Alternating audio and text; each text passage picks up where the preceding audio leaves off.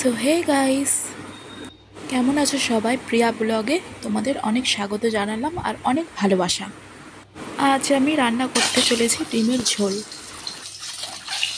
এদিকে দেখো, তেল গরম হওয়ার পর সিদ্ধ ডিমগুলা ভাজতে দিয়ে দিলাম।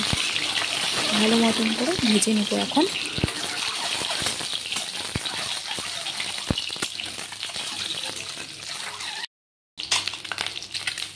এখন দেখো, হলুদ দিয়ে দিলাম। হলুদ দেওয়ার পর ভালো মতন করে নাড়াচাড়া করে নিলাম।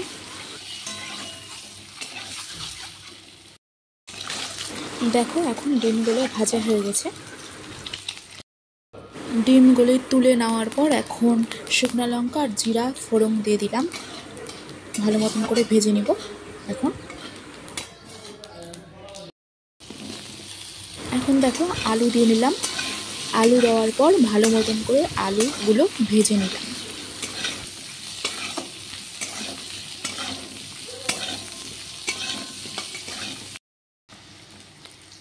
পেঁয়াজ কুচিয়ে দিয়ে নিলাম।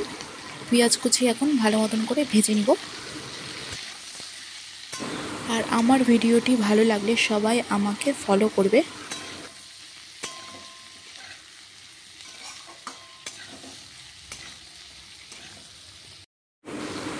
দেখো, এখন মশলা দিয়ে দিচ্ছি। আদা, জিরে, লঙ্কা বাটা আর এখানে রসুন বাটা দিয়ে দিলাম। এখন আমি হলুদ দিয়ে দিলাম।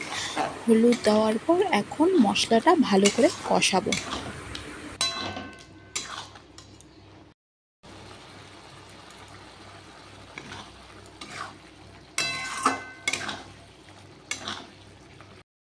দেখো গাইস, মশলা কষা হয়ে গেছে। এখন পরিমাণ মতন জল দিয়ে দিলাম।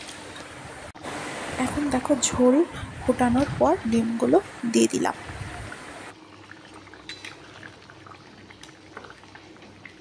লাস্টে নামানোর আগে গরম মশলা দিয়ে ঝোলটি নামিয়ে দিলাম।